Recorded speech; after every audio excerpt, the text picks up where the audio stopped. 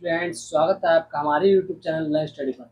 आज हम mid term examination class 10th के साइंस एग्जाम की बात करने वाले हैं कि जो आपका एग्जाम है वो किस प्रकार से आने वाला है। ठीक है। और यदि आप ये क्वेश्चन पेपर देखेंगे मिड टर्म का तो आपको कुछ इंपॉर्टेंट क्वेश्चन आंसर भी मिल जाएंगे कि आपको पता चल जाएगा ये प्रश्न पत्र किस प्रकार से आता है, कौन कौन से इंपॉर्टेंट क्वेश्चन आंसर है। तो देख लीजिएगा, ये आपके एग्जाम के लिए बहुत ही हेल्पफुल रहने वाला है। साइंस के एग्जाम के लिए बहुत ही आपकी सहायता करेगा एग्जाम में। तो देखिए पहला क्वेश्चन क्या है। जब फेरस सल्फेट के क्रिस्टल को जल गर्म किया जाता है तो क्रिस्टल का जल हट जाता है, लवण का रंग बदल कर बन जाता है। मतलब जैसा कि आपको पता है, फेरस सल्फेट को जब विघटित किया जाता है या गर्म किया जाता है तो वो ferric oxide plus SO2 plus SO3 बनाता है। तो उसका पूछता रंग किस प्रकार बदल जाता है, तो उसका रंग भूरा हो जाता है। तो राइट आंसर सी हो जाएगा। ठीक है। दूसरा क्वेश्चन देखिए, बहुत इंपॉर्टेंट है आपके एग्जाम के लिए, ये आपसे फिर पूछ जाएगा 1 नंबर में। जिंक दिया हुआ है प्लस सिल्वर नाइट्रेट दिया हुआ है। अब उसके आगे जो रिएक्शन बना है वो सिल्वर बना है प्लस जिंक नाइट्रेट बना है। तो पूछा दी गई अभिक्रिया किस प्रकार की अभिक्रिया का उदाहरण है। तो आपको ये जानकर पता चल गया होगा कि विस्थापन अभिक्रिया का उदाहरण है, क्योंकि विस्थापन अभिक्रिया में होता है कि अधिक अभिकारशील तत्व कम अभिकारक तत्व को उसके स्थान से हटाकर उसका स्थान स्वयं ले लेता है। तो आपको पता है कि जिंक अधिक अभिकारशील तत्व है, तो सिल्वर को हटाकर उसका स्थान स्वयं ले लेता है और उसको आगे कर देता है। ठीक है। तो ये आपको विस्थापन अभिक्रिया का उदाहरण है, तो राइट आंसर इसका सी हो जाएगा। प्रश्न नंबर 3 देखिए, ये आपके चैप्टर नंबर 2 से पूछा गया है। निम्नलिखित में से किसका उपयोग गंध के सूचक के रूप में किया जाता है।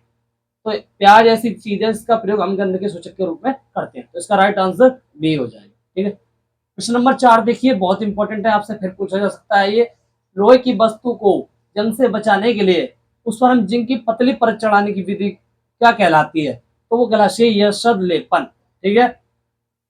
प्रश्न नंबर 5 देखिए, 1 मार्क्स में आपसे पूछा गया है। निम्नलिखित में से कौन सा आयनिक यौगिक का गुण है। तो आयनिक यौगिक का गुण कौन सा है, जल में घुलनशील। इसका राइट आंसर ए हो जाएगा। यदि आप इंग्लिश के स्टूडेंट्स हैं तो आप भी अपने यहाँ पर क्वेश्चन और आंसर देख सकते हैं कि आपका एग्जाम किस प्रकार से आने वाला है और आपको कौन कौन से इंपॉर्टेंट क्वेश्चन की तैयारी करनी है। ठीक है। अब हम प्रश्न नंबर 6 की बात करते हैं। पेट से भोजन और गुदा द्वार से अपशिष्ट के बाहर निकलने को नियंत्रित करने वाली मांसपेशी कौन सी है, तो वो होती है अवरोधी पेशी। कौन सी पेशी, अवरोधनी पेशी। तो इसका राइट आंसर सी हो जाएगा। पौधों द्वारा अपशिष्ट के उत्सर्जन के संबंध में निम्नलिखित में से कौन सा कथन गलत है, तो राइट आंसर डी हो जाएगा। जो कथन गलत है, कई पौधे के अपशिष्ट कोशिकाओं में लाइसोम में जमा हो जाते हैं। तो ये तो जो है वो पौधे के द्वारा अपशिष्ट के संबंध में गलत है। ठीक है। अगर हम प्रश्न नंबर 8 की बात करें तो तंत्रिका कोशिका के किस भाग में सूचनाएं प्राप्त की जाती हैं, तो द्रुमिका है जो सूचनाएं प्राप्त करता है। ठीक है। प्रश्न नंबर 9 की बात करते हैं। निम्नलिखित में से कौन सा पादप हार्मोन पत्तियों के मुरझाने का कारक है, तो एब्लिसिसिक अम्ल है जो आपको पत्तियों के पादप होते हैं उनकी पत्तियों को मुरझा देता है। ठीक है। अगर हम प्रश्न नंबर 10 की बात करें तो गोलाकार दर्पण के परावर्तक पृष्ठ के केंद्र को क्या कहते हैं, तो ध्रुव कहते हैं, जिसे इंग्लिश में हम पोल भी कहते हैं। ठीक है।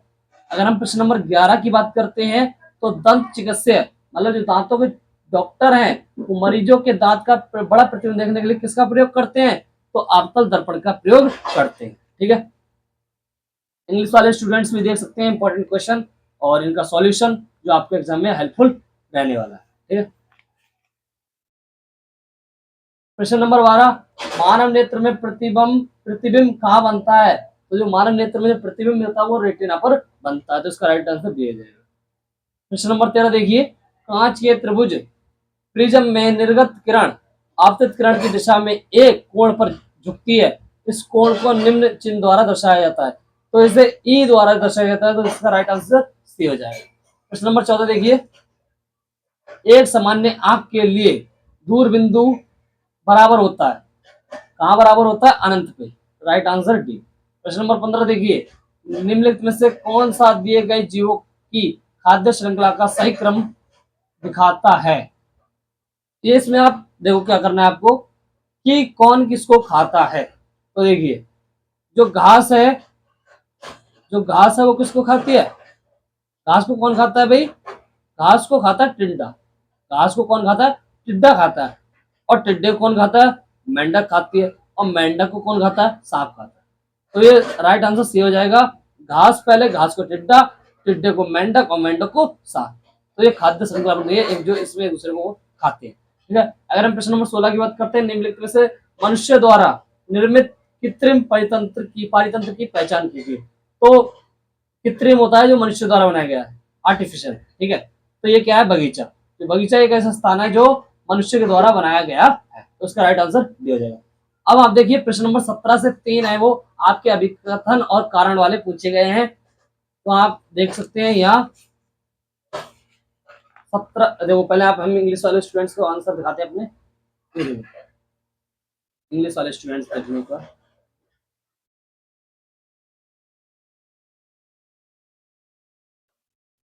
ये देखो प्रश्न नंबर 17 का जो अभिकथन है वो सत्य है, और जो कारण है वो एक दूसरे से मेल खाता है, वो भी सत्य है। तो इसका राइट आंसर ये हो जाएगा, अभिकथन ए और कारण आर दोनों सत्य हैं, और अभिकथन ए कारण आर की सही व्याख्या करता है। ठीक है, अगर प्रश्न नंबर 18 की बात करें तो गैसों के आदान प्रदान में मदद करने के लिए पौधे में रंध्रों को खोला और बंद करना कोशिका का कार्य, ये सत्य है। और जब पानी अंदर जाता है तो द्वार कोशिकाएं फूल जाती है और रंध्र के छिद्र को बंद कर देती हैं।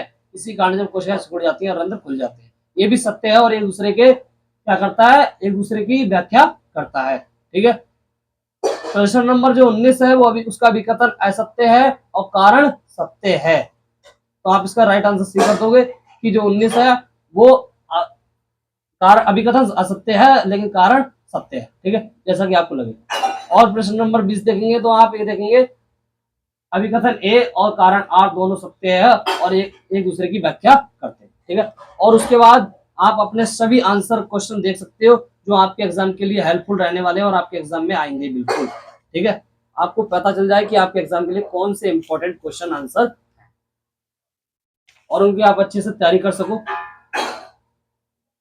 इंग्लिश वाले स्टूडेंट्स भी देख सकते हैं, ये प्रश्न की आप तैयारी कर लीजिएगा क्योंकि आप एग्जाम में अच्छे नंबर प्राप्त कर सकते हो अगर आपने इन प्रश्नों की तैयारी कर ली। ये आपका मिड टर्म का एग्जाम है जो पिछली बार आया था, हो सकता है इनमें से बहुत सारे प्रश्न आपसे पूछे जाएंगे, तो देख लीजिए।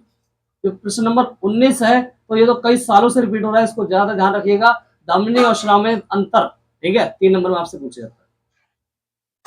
इंग्लिश वाले स्टूडेंट्स भी देख लें हमारे प्रश्नों उत्तरों को।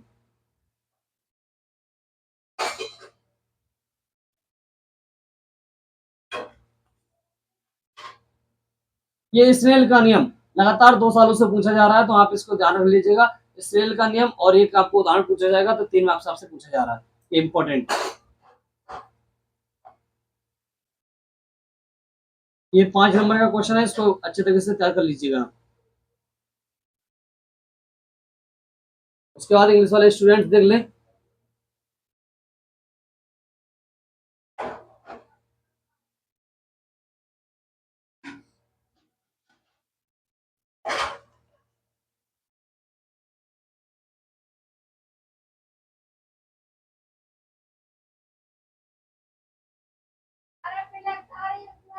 ठीक है, ये आपको आलेख बनाना है और ये आपको एक समीकरण दिया गया, ये सॉल्व करना है। आपका एक क्वेश्चन वाला फॉर्मूला जो आपको लगना है, आप देख सकते हो यहाँ आपको अथवा में क्वेश्चन भी मिल जाएंगे। आपको जो अच्छा लगे, जो आपको आता हो वो आप कीजिएगा, और वाला हो तो और वाला कीजिएगा। अगर आपको ऊपर वाला क्वेश्चन अच्छे तरीके से आता है तो आप वो कीजिएगा। आपको एक ऑप्शन मिल जाता है जो आपको अच्छे तरीके से आता है, आप उसको सॉल्व करें और अच्छे नंबर प्राप्त करें। ठीक है, उसके बाद आप देखेंगे आपको 3 केस स्टडी प्रश्न मिल जाएंगे, तो केस स्टडी को अच्छे से समझना है और पढ़ना है और फिर उनका उत्तर आपको देना है। ठीक है, इस हिसाब से प्रश्न पूछे गए।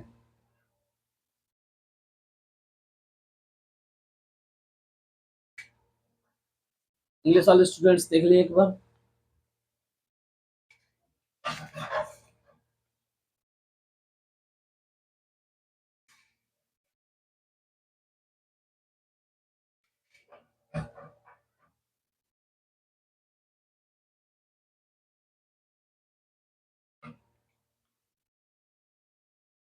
यदि हम आप हमारे यूट्यूब चैनल पर नए हैं तो हमारे यूट्यूब चैनल को सब्सक्राइब कर लीजिएगा ताकि हमारा मोटिवेशन बढ़ता रहे और हम आपको इस तरह की वीडियो लेकर आते रहें। लाइक, सब्सक्राइब और शेयर जरूर कर दीजिएगा जाते जाते। Thank you for watching.